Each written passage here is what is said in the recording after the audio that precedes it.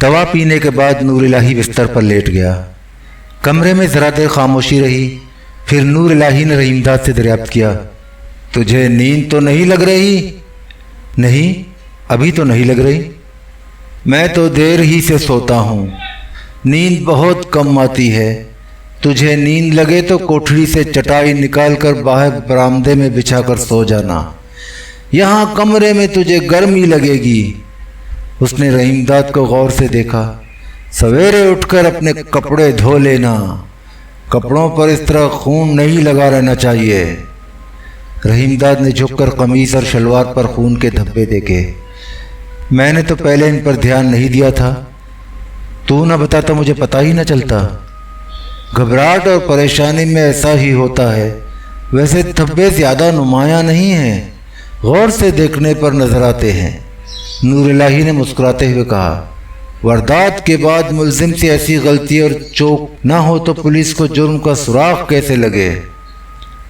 तुझे तो अब पता चल ही गया।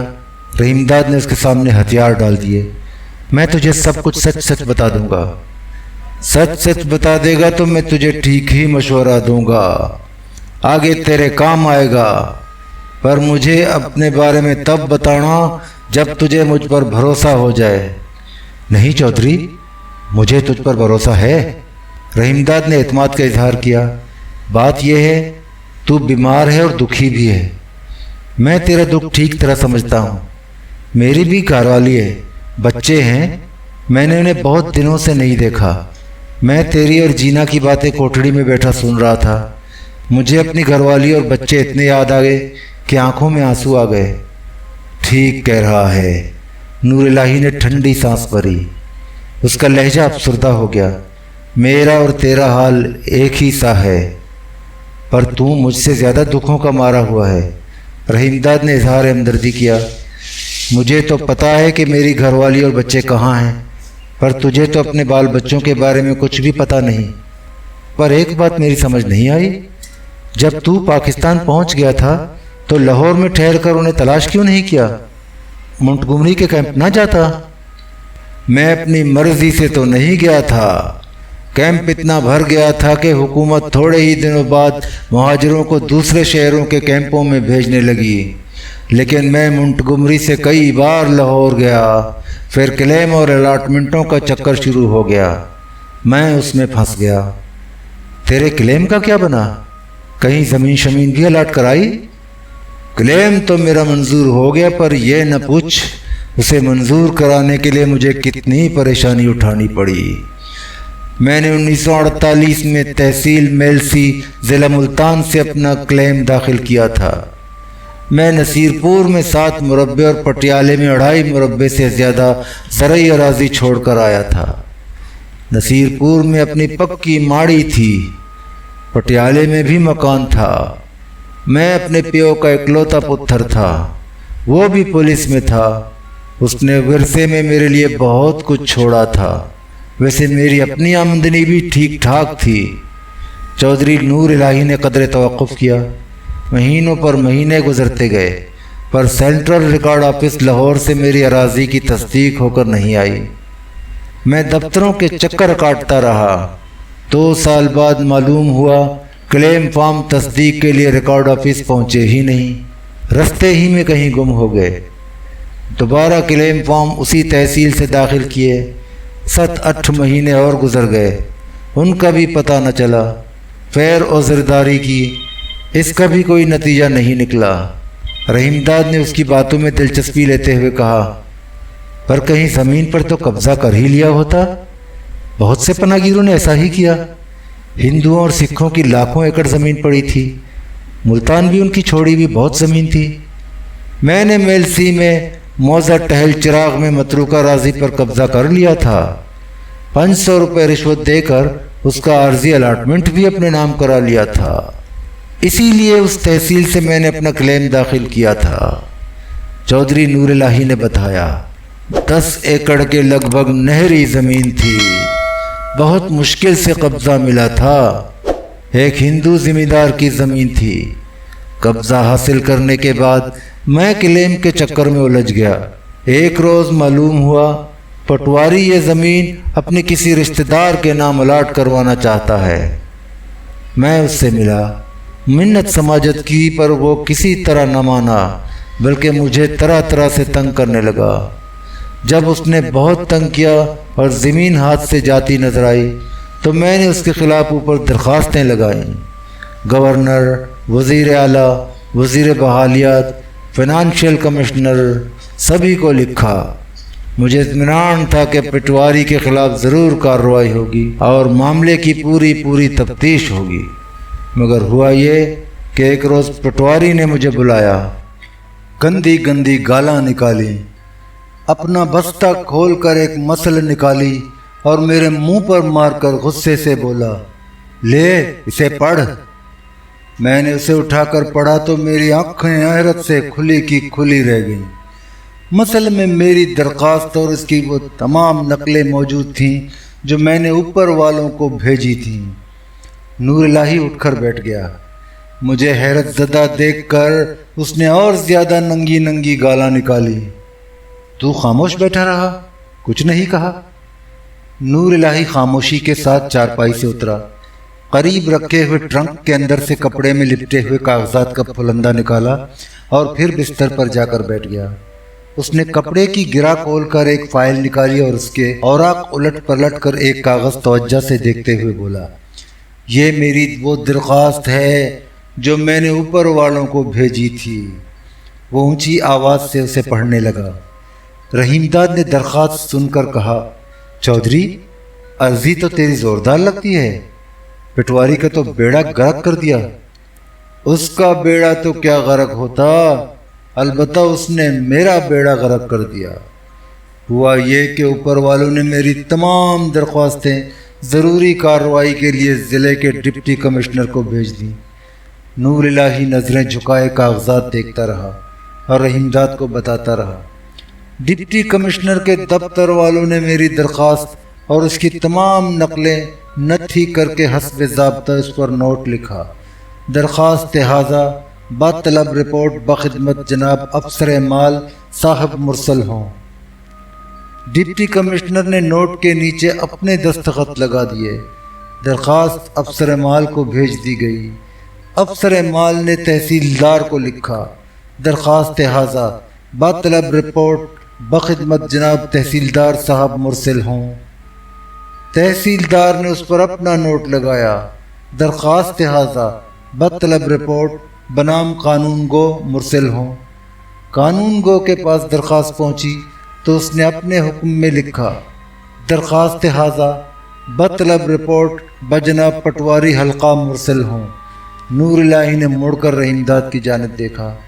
اس طرح وہ درخواست جو میں نے گورنر صاحب، وزیر بحالیات اور فائنانشل کمشنر کو بھیجی تھی، اوپر سے سیڑھی نیچے اترتی ہوئی آخری کارروائی کے لیے اسی پٹواری کے پاس پہنچی جس کے خلاف میں نے شکایت کی تھی۔ تب تو وہ بہت گرم ہوا ہوگا، بہت زیادہ۔ غصے سے لال پیلی آنکھیں نکال کر مجھ سے بولا، اب جا کر گورنر جنرل اور وزیر اعظم کو میرے خلاف شکایت لگا، پر جس کو بھی لکھے گا تیری ہر درخواست آخری کارروائی کے لیے میرے ہی پاس آئے گی۔ پھر اس نے سارے ہی اوپر والوں کی ماں اور بہنوں کو ننگی ننگی گالاں نکالی اور درخواست اٹھا کر اپنے بستے میں رکھ لی۔ تبھی تو سب کہتے ہیں اتے باری تھلے پٹواری۔ رحیم داد نے مسکرا کر اپنے رد عمل کا اظہار کیا۔ تو نے خواہ اس سے جھگڑا کیا، اس کی مٹھی گرم کر دیتا، تیرا سب کام بن جاتا۔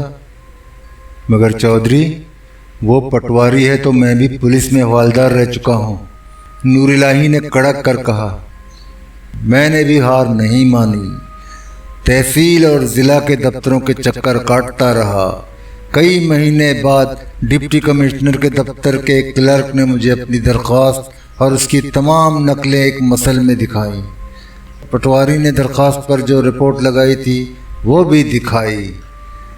نور الہی نے ہاتھ بڑھا کر درخواست رحیم داد کے حوالے کر دی۔ رحیم داد نے لالٹین کی روشنی میں پڑھا۔ پٹواری نے اپنی رپورٹ میں لکھا تھا، سائل مسمی چودھری نور الہی کی جملہ درخواست حاضہ کی مکمل پڑتال کی گئی۔ اس جانچ پڑتال سے ظاہر ہوا کہ سائل فضول درخواست دینے کا عادی ہے۔ اسے متعدد بار سرزنش کی جا چکی ہے کہ اس طرح حکام کا قیمتی وقت ضائع کرنا درست نہیں، لیکن سائل اپنی عادت سے مجبور ہے۔ سائل کا چال چلن بھی مشتبہ ہے۔ اس کا اصل ذریعہ معاش فرضی گواہیاں دینا ہے۔ مشرقی پنجاب میں اس کے پاس کوئی اراضی نہیں تھی، نہ کسی قسم کی منقولہ یا غیر منقولہ جائیداد تھی۔ اسی وجہ سے اس کے کلیم فارم بھی ابھی تک تصدیق نہیں ہوئے۔ سائل نے 2 مرتبہ عذرداری بھی کی لیکن بے سود۔ متعدد مہاجرین اور گواہان کے بیانات قلم بند کیے۔ تحقیق ہوا کہ گرداسپور اور ریاست پٹیالہ میں سائل کی ملکیت میں کوئی زمین نہیں تھی۔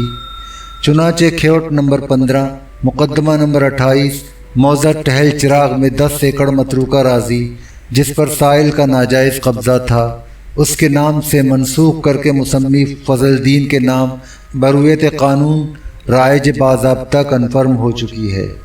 مسمی فضل الدین ضلع جالندھر کا مہاجر اور سابق سفید پوش ہے۔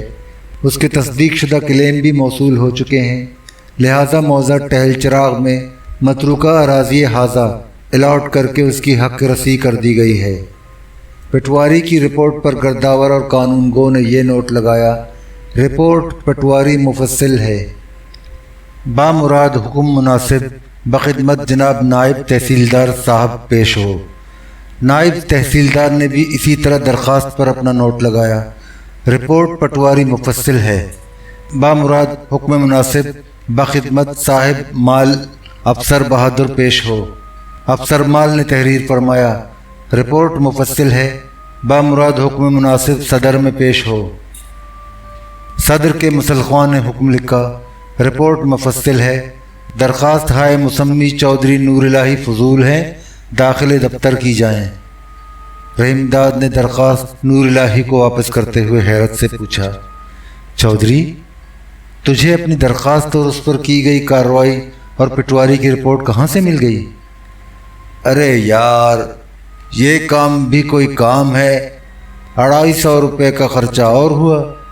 نور الہی نے ہنس کر بتایا: اس پر افسر کے دستخط بھی نہیں ہوئے تھے۔ پٹواری نے تو میرا عارضی الاٹمنٹ منسوخ کرانے اور اپنے رشتہ دار فضل الدین کے نام پکا الاٹمنٹ کرانے کا پورا بندوبست ہی کرا لیا تھا، پر اس کا کسی پولیس والے سے ٹاکرا نہیں ہوا تھا۔ پٹواری آخر پٹواری ہوتا ہے، اس نے تجھے بعد میں تنگ کیا ہوگا۔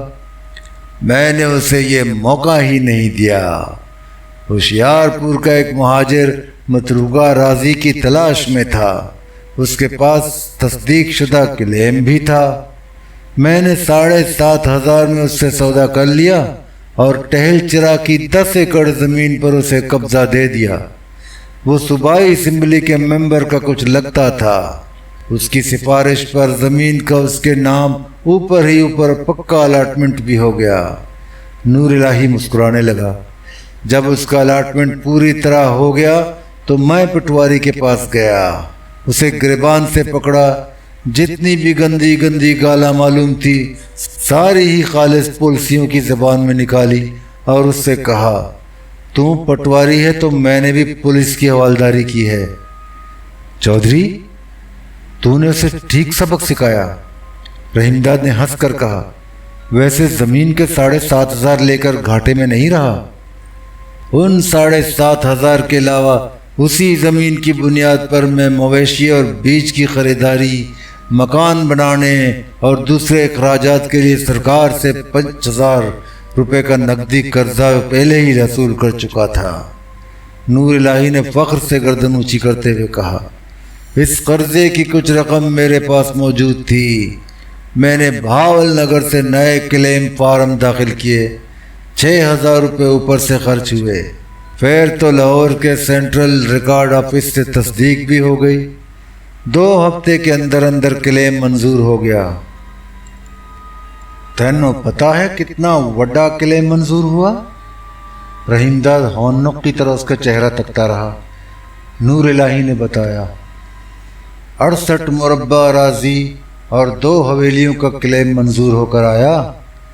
جب سچا حلف نامہ لگایا تھا اور سب کچھ بالکل ٹھیک ٹھاک تحریر کیا تھا تو صرف 5.5 مربع اراضی اور 1 مکان کا کلیم اڑائی 3 برس کی بھاگ دوڑ اور تمام منت سماجت کے بعد بھی دفتروں کی فائلوں میں دبا رہا، وزرداری بھی کی، کوئی سنوائی نہ ہوئی۔ 6000 کے جادو سے ہر کام اوپر سے نیچے تک ایسے فٹافٹ ہوتا چلا گیا جیسے میرے کلیم کی فائل کو پہیے لگ گئے ہوں۔ لطف یہ کہ جھوٹا کلیم ایک دم سچا بن گیا، نہ زیادہ بھاگ دوڑ کرنی پڑی، نہ کسی کے سامنے جا کر فریاد کرنے کی ضرورت پیش آئی۔ تجھے کلیم کی منظوری کے ساتھ ساتھ الاٹمنٹ بھی فٹافٹ مل گئی ہوگی۔ تینوں پتہ نہیں، کلیم منظور کرانا تو ایسا مشکل کام نہیں، پر الاٹمنٹ حاصل کرنا بہت مشکل ہے، نور الہی نے تھیکے لہجے میں کہا۔ الاٹمنٹ کے چکر میں پھر پٹواری سے ٹاکرا ہوا، اور اس بار مجھے سچ مچ اندازہ ہوا پٹواری کتنا طاقتور ہوتا ہے۔ اس بار کیا ہوا؟ یہ پوچھ، کیا نہیں ہوا؟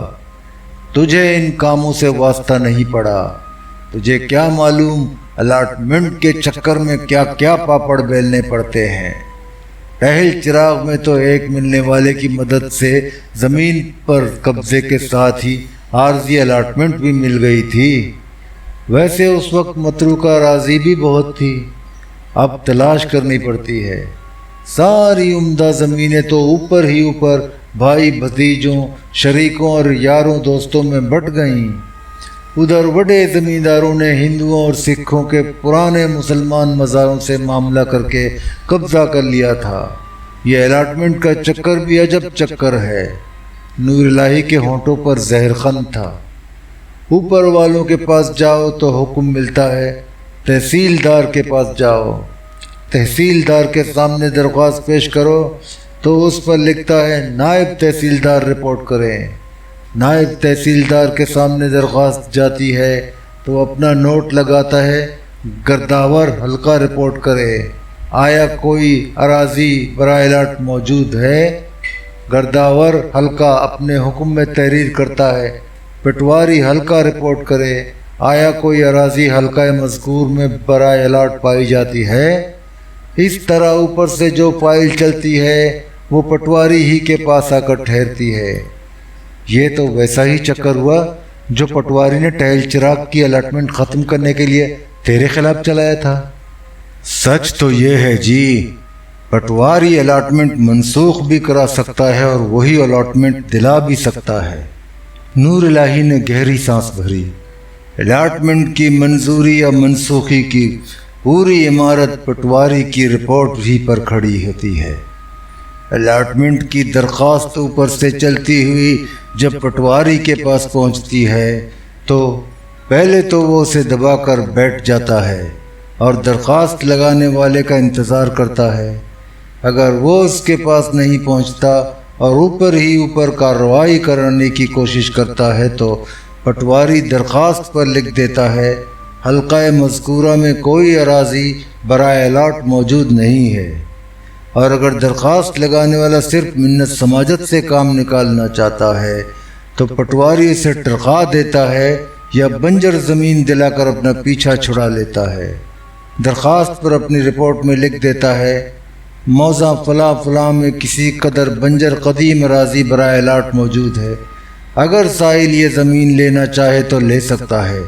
اب درخواست پھر الٹے پیروں چلتی ہوئی اوپر جاتی ہے۔ چودھری، تو تحصیلدار، نائب تحصیلدار اور گرداور کے چکر میں پڑنے کی بجائے سیدھا پٹواری کے پاس کیوں نہیں پہنچا؟ سب کچھ تو اسی کی رپورٹ پر ہوتا ہے۔ ہاں جی، محکمہ مال کا سارا انتظام پٹواری ہی کے بل پر چلتا ہے، افسر تو صرف حکم چلاتے ہیں۔ بہت ٹھوکرے کھانے اور دفتروں کے چکر کاٹ کاٹ کر جب مجھے پٹواری کی اہمیت معلوم ہوئی تو میں اوپر والوں کے پاس جانے کی بجائے پٹواری کے پاس پہنچا۔ 2000 میں اس سے معاملہ طے کیا اور اسی پٹواری کے پاس عمدہ نہری زمین نکل آئی جسے اپنے حلقے میں بنجر اور کلر زمین بھی نظر نہیں آتی تھی۔ اس نے اپنے بستے سے نقشہ نکالا اور رپورٹ لکھ دی، لو جی تحصیلدار تک درخواست فٹافٹ پہنچ گئی اور زمین کی الاٹمنٹ بھی مل گئی۔ مجھے متروکہ اراضی کی الاٹمنٹ کے بارے میں زیادہ پتہ نہیں، پر اتنا میں نے بھی سنا ہے کہ پٹواریوں نے تو یہاں تک کیا جس نے ان کی مٹھی گرم کی اسے الاٹمنٹ دے دی۔ ایک ہی زمین کئی کے نام الاٹ ہوئی، بعد میں دنگے فساد ہوئے، مقدمہ بازی ہوئی۔ میرے نزدیک کے موضع میں ایک ہی زمین کے 4 الاٹی ہیں، ان میں پچھلے 2.5 سال سے زبردست مقدمہ بازی ہو رہی ہے۔ میرے ساتھ بھی دوبارہ یہی ہوا، نور الہی نے رحیم داد کو بتایا۔ تحصیل منچن آباد نے مجھے 174 کنال زمین الاٹ ہوئی۔ میں قبضہ لینے پہنچا تو پتہ چلا وہی زمین 6 دعوے داروں کو پہلے ہی الاٹ ہو چکی ہے اور ان میں سے 4 نے نالش بھی کر دی ہے۔ مہینوں سے عدالت میں مقدمہ چل رہا ہے۔ اسی تحصیل میں بعد میں میرے نام 130 ایکڑ زمین کی الاٹمنٹ ہوئی۔ میں پہلے سے زیادہ زمین ملنے پر خوش تھا، پر جلد ہی ساری خوشی جاتی رہی۔ پتہ چلا وہ زمین بھی کئی دعوے داروں کو مجھ سے پہلے الاٹ کی جا چکی ہے۔ قبضہ حاصل کرنے کے چکر میں 2 فریقوں نے تو بندوقوں اور کھلاڑیوں سے مسلح ہو کر ایک دوسرے پر حملہ کیا۔ پولیس نے دونوں گروہوں کے خلاف مقدمہ قائم کیا، کئی کو گرفتار بھی کر لیا۔ زمین کی بجائے انہیں قید کاٹنے کے لیے جیل کی کوٹھڑی الاٹ ہوئی۔ ان کا انجام دیکھ کر میں نے توبہ کی، فوراً اپنی الاٹمنٹ منسوخ کرائی۔ ویسے منچن آباد میں جعلی فرد حقیقت اور بوگس کلیم فارموں کے ذریعے زبردست دھاندلی ہوئی۔ میں نے تو جی وہاں زمین الاٹ کرانے کا خیال ہی چھوڑ دیا تھا۔ پھر تجھے کہاں الاٹ ہوئی زمین؟ مجھے کئی مہینے باغ دوڑ کرنے کے بعد بہاولپور کے موضع نظر محمد جھلن میں پورے 4 مربع الاٹ ہو گئے۔ نور الہی کے مرجھائے ہوئے چہرے پر خوشی کی ہلکی سی سرخی پھیل گئی۔ جھلن میں ایک سکھ زمیندار سردار کھڑک سنگھ کی 27 مربع متروکہ اراضی تھی۔ اس پر کھڑک سنگھ کے پرانے مزارع کاشت کرتے تھے۔ شروع میں انہوں نے ساری زمین پر قبضہ کر لیا تھا، اسی لیے اس زمین کی الاٹمنٹ بہت بعد میں ہوئی۔ اس طرح میرے حصے میں بھی 100 ایکڑ زمین آ گئی۔ 100 ایکڑ تو بہت ہوئے، رحیم داد نے کسی قدر حیرت سے کہا، پر تیرا کلیم بھی تو 68 مربع کا منظور ہوا تھا۔ وہ زمین ابھی تک تیرے ہی پاس ہے نا؟ وہ زمین میرے پاس رہتی تو میں یہاں کیوں پڑا ہوتا؟ نور الہی کا چہرہ لالٹین کی ہلکی روشنی میں اور زیادہ زرد نظر آنے لگا۔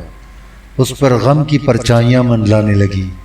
وہ بجھے ہوئے لہجے میں بتانے لگا، موضع نظر محمد جھلن جس علاقے میں ہے، اس علاقے کا سب سے بڑا زمیندار مخدوم رحمان شاہ ہے۔ اس کے پاس 20,000 ایکڑ سے بھی زیادہ زمین ہے۔ وہ میران والی میں رہتا ہے جو صادق آباد سے نزدیک ہے۔ ویسے میران والی بھی وڈا قصبہ ہے، آبادی اس کی 5,000 سے اوپر ہی ہوگی۔ میران والی کے چاروں طرف اونچی فصیل ہے۔ فصیل کے 2 بڑے پھاٹک ہیں، رات کو یہ پھاٹک بند کر دیے جاتے ہیں۔ میران والی سمجھو بہت وڈا قلعہ ہے جہاں صرف مخدوم رحمان شاہ کی حکومت ہے۔ بسیں اور لاریاں تک اس کی چلتی ہیں۔ ایسی واہیات اور کھٹارا کہ سیٹوں پر گدیاں تک نہیں ہوتی، مگر میران والی کا رہنے والا کوئی بندہ اس کی لاریوں کے علاوہ کسی اور سے سفر نہیں کر سکتا۔ میران والی میں اس نے اپنے کپڑے کی دکانیں بھی کھول رکھی ہیں۔ اس کے مزاروں کو صرف انہی دکانوں سے کپڑا خریدنا پڑتا ہے، ورنہ سزا ملتی ہے۔ نور الہی نے قدر توقف کیا، چند لمحے گہری سانسیں بھرتا رہا، پھر گویا ہوا۔ میران والی کے رہنے والوں کو وہ اپنی رعایا کہتا ہے، روزانہ عدالت لگاتا ہے، سزائیں دیتا ہے۔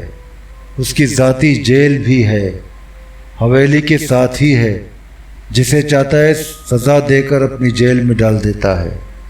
اس نے 100 کے لگ بھگ مسلح کرندے رکھے ہوئے ہیں۔ یہ کرندے رائفلوں اور پستولوں سے مسلح ہو کر پورے علاقے میں گشت کرتے رہتے ہیں۔ मामूली मामूली बातों पर मज़ारों को गिरफ्तार करके रहमान शाह के सामने पेश करते हैं। अगर कोई उसकी कमाद की फसल से हाथ भर का टोटा भी तोड़कर चोप ले तो जेल में बंद कर दिया जाता है। रहीमदाद ने उसे टोका, चौधरी तुझे मीरान वाली और मखदूम रहमान शाह से क्या लेना? तुझे तो मौजद झल्लन में ज़मीन अलट हुई थी, यही बताया था ना? मैंने ये भी तो बताया था झल्लन उसी इलाके में है। मैं तुझे ये बताना चाहता था मखदूम रहमान शाह कितना बड़ा और जोरावर ज़मींदार है। वो झल्लन की मतरूका राजी पर भी कब्ज़ा करना चाहता था। वो नए ज़मींदारों और अलाटियों को तरह तरह से तंग करता रहता। मेरे पास दूसरे नए ज़मींदारों से कुछ ज़्यादा ही ज़मीन थी, इसलिए वो मुझे ज़्यादा ही तंग करता था। पहले तो उसने मेरे मज़ारों को सरकशी पर उकसाया। वो अपनी मर्ज़ी की फसल बोते, फसल की वादी पर राह की और बटाई में ज़्यादा हिस्सा मांगते। फसल की वादी पर राह की और बटाई में ज़्यादा हिस्सा मांगते। खामखा का झगड़ा ठुंटा खड़ा करते। राहकी में झगड़े ठुंटे की कौन सी बात? वो तो ज़मींदार और मज़ारे के दरमियान आधी आधी होती ही है, बल्कि ज़मींदार ही कई तरह के टैक्स लगाकर ज़्यादा हिस्सा वसूल करते हैं। चौधरी तू बिल्कुल नई गल कर रहा है। जुल्म तो ज़मींदार मज़ारों पर करते हैं, पर झल्लन में मखदूम रहमान शाह के करिंदों के हुश्काने और शहरी देने पर मज़ारे मुहाजिर ज़मींदारों को बहुत तंग करते थे। ये और ऐसे ही दूसरे हथकंडों से घबरा कर कई अलाटी अपनी ज़मीनें छोड़कर चले गए, पर मैंने मज़ारों से झगड़ा टूटा नहीं किया। उन्हें राज़ी खुशी रखने की हर तरह कोशिश की। बात यह थी ज़मीन ज़रख़ेज़ थी और पानी भी बहुत था। मैंने अपना एक मुरब्बा एक मज़ारे पीर बख्श के हाथ 25,000 में बेच दिया। इस रकम से 30 एकड़ पर आम और माल्टे के बाग लगाए। मज़ारों के बच्चों के लिए प्राइमरी स्कूल भी बनाने की कोशिश की। ये काम मैंने पीर बख्श के पुत्र अमीर बख्श के कहने पर करना चाहा। वो कुछ पढ़ा लिखा भी था। उसने मज़ारों के साथ मेल जोल बनाने में मेरी बहुत मदद की थी। चौधरी नूर इलाही संभल संभल कर बोलता रहा। थक जाता तो दम लेने को रुक जाता। रहीमदाद तवज्जो से उसकी बातें सुनता रहा। स्कूल शुरू भी नहीं हुआ था कि रहमान शाह ने एक रोज़ मुझे मीरान वाली बुलाया। ऐसे ही शुरू गर्मियों के दिन थे। सुबह का वक्त था। शाहजी अपनी हवेली के बाग में था। वो उजली शलवार और कमीज़ पहने हुए था। कमीज़ के ऊपर लंबा कोट था, गले में टाई बंधी थी और सर पर लाल रूमी टोपी थी। वो कुर्सी पर शान से अखड़ा हुआ बैठा था। एक नौकर पीछे खड़ा धीरे धीरे पंखा झल रहा था। उसने अदालत लगा रखी थी। बारी बारी हर एक की पेशी हो रही थी। वैसे वो ऑनरेरी मजिस्ट्रेट भी है। मेरी पेशी हुई तो उस वक्त उसके सामने मौजा शेख बखर का एक दुकानदार सर झुकाए मुलजिमों की तरह खड़ा था। मखदूम सैयद रहमान शाह ने उससे पूछा, तूने मस्जिद बनाई है? उसने गर्दन हिलाकर हामी भरी। मखदूम रहमान ने गुस्से से आंखें निकालकर उसे डांटा, क्यों मस्जिद बनाई? और इसके जवाब देने से पहले खुद बोल पड़ा, तैनू पता है हाकिम की इजाज़त के बगैर रियाया को मस्जिद बनाने का हुक्म नहीं। रहमान शाह ने उसे 6 महीने की सज़ा भी दे दी। उसके मुसल्लह करिंदे दुकानदार को पकड़कर उसी वक्त जेल में डालने ले गए। रहीमदाद ने हैरत से पूछा, मस्जिद बनाने पर जेल में बंद कर दिया? मुझे भी तेरी तरह हैरत हुई थी। नूर इलाही ने जवाब दिया। मखदूम रहमान शाह ने मुझे देखते ही तीवरी पर बल डालकर पूछा, तू पनागिरा है? मैंने कहा, हाँ जी, मैं गुरदासपुर का मुहाजिर हूँ। मौजद झलन में मेरी जिम्मेदारी है। वो कड़क कर बोला, मैंने पता है, मैंने ये भी पता है तू झलन में स्कूल बनाना चाहता है। क्यों स्कूल बनाना चाहता है? मज़ारों के मुंडों को बदमाशी सिखानी है? तैनो पता है वो तेरी कीचानी बनाकर उसमें मंधानी डालेंगे और ऐसा रेड़का लगाएंगे कि तेरी सारी जिम्मेदारी लस्सी बनकर निकल जाएगी। جا میری آنکھاں گوں دور ہو جا، سکول شکول کے چکر میں نہ پڑ، اس بار وارننگ دے کر چھوڑ دیتا ہوں، اگے ایسی گل نہ سنو۔ میں نے جواب میں کچھ نہیں کہا۔ پاری یہ ضرور سمجھ گیا اس نے مسجد بنانے پر موزہ شیخ بکھر کے دکاندار کو میرے سامنے 6 مہینے کی سزا کیوں سنائی تھی۔